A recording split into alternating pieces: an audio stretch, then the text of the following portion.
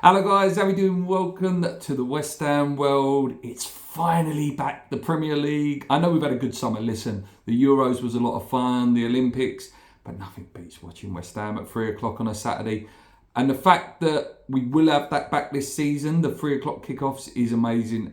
It's not this weekend. Sadly, we kick off at 5:30.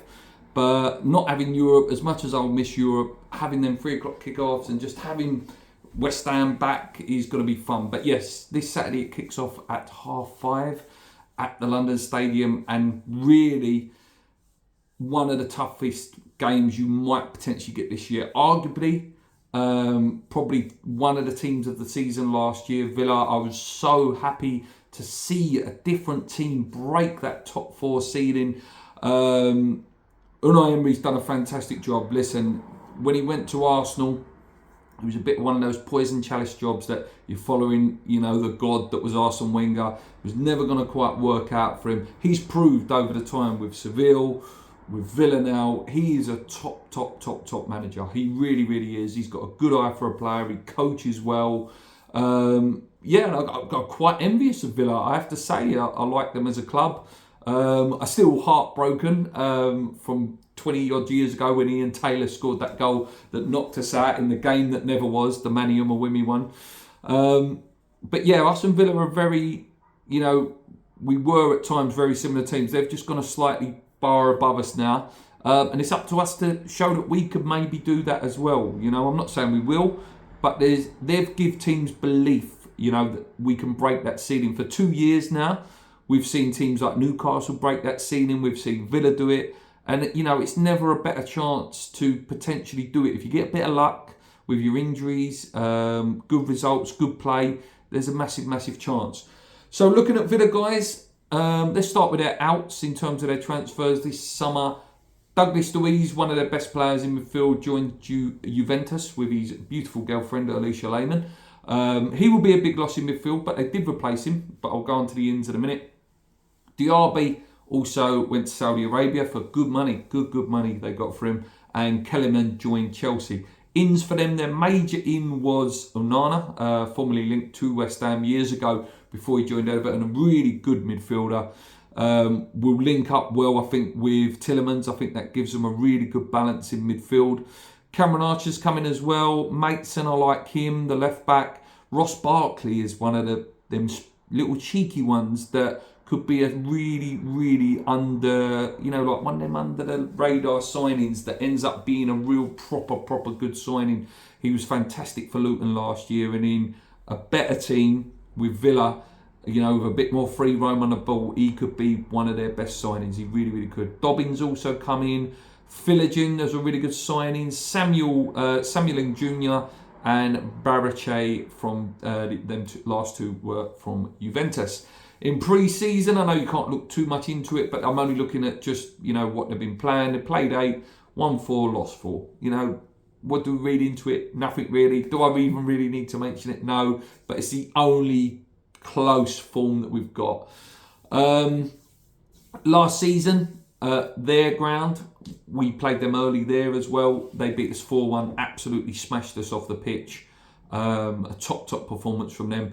And then at the London Stadium, a few months back, it was 1-1. A good result for us actually at the time, because we wasn't playing too well, and obviously they were going full out for Champions League football. So it was a good result at the time. It's going to be tough, guys. They played a high line, which could help us. With Bowen and Kudus and Paquetá. Antonio will give them something to think about with the pace and the trickery that we've got. Looking on their fan websites and what their predicted teams are and stuff, they're predicting sort of a 4-4-2 that will be fluid, or maybe sort of a 4-2-3-1 with Martinez in goal. Listen, what can you say about him? What a goalkeeper he is. Arguably one of the best goalkeepers in the Premier League, if not the best. Possibly Alisson might just top him just slightly, but he is fantastic. He's a horrible player to play against. You'd love him in your own team though. He's always hard to beat. One of the best penalty stoppers I've ever seen as well. Then obviously they played a back two of Conserve and so on. Other players to look out for, like I say, Tillemans and Onana together. I think that will be a real strong, solid midfield in now. You've got Bailey that plays as well, full of pace. McGinn, I've always liked him as a player. You know, a nice, doggy, hungry little player, but can play as well. And then Rodgers, and then obviously there's nothing more you can say about the man up front. Ollie Watkins scored a great goal in the Euros. Fantastic player. Link up play, goal scoring, and and he'll want to prove that he can do it again. He won't want last season as a one-season wonder. He's got a good record against us as well, which is a shame. I like him. I do. I'm not here to slate players or slate teams and stuff. I like Villa. I like the way they play football. I like what they've done, and it's going to be a tough game. It really, really is going to be a tough game. But there's no better time to plan than now. Like I say, early season, it's unknown. We're an unknown quantity. No one knows how we're going to play properly yet. No one knows what our first 11 will be. So there is a chance we could catch them by surprise. However, it will take time to gel. With the lineup I'm predicting, there's new players, literally fresh new players. There's 3 new back 4, in terms of a competitive game. So my lineup is Areola in goal. Aaron Wan-Bissaka goes straight in for me on that right back position. Emerson at left back. Tobido comes in straight away with Kilman. Rodriguez, obviously because no Alvarez, and I thought he was good anyway the other day. This one might surprise some people, but I think we have to be realistic on how it's going to be. I think Souček will play on Saturday. I thought he did well against Celta Vigo. I can't lie. I thought he filled in well at centre back. His passing game has come on a little bit. I'm not saying we shouldn't get rid of him if the opportunity did arise, but let's give him a chance. Let him make those mistakes under this new system before we judge him. Let's just say it. I want every West Ham player to do well. It would please me nothing more if Thomas Souček turns into Lionel Messi and can dribble past everyone, or turns into prime Iniesta and Xavi and can pass the ball left foot, right foot, or Pirlo and play the deep line playback role. Let's let him make those mistakes before we judge him. And then obviously the front four pick themselves: Bowen, Kudus, Paquetá, and I think Antonio will start and Fulkrug will come on. And we've got the options, like I say, James will press if we need the set piece situation. You've got Somerville with pace, he's direct, he'll be good at running at tired legs later on in the game. We've got good options. We've got some really, really good options in the team. Now the hard bit, the prediction. What do I think? I think it's a tough one. It's a really tough one. I think my heart says a good high-scoring draw, like a 2-2. But my head says I think we'll just come short and might lose this 2-1.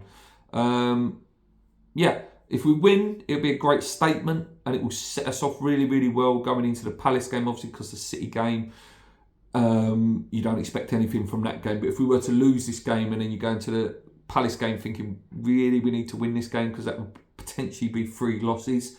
Let's enjoy it, guys. Let's enjoy it. It's going to take time for everything to gel. There's going to be some mistakes. There's going to be some wobbles.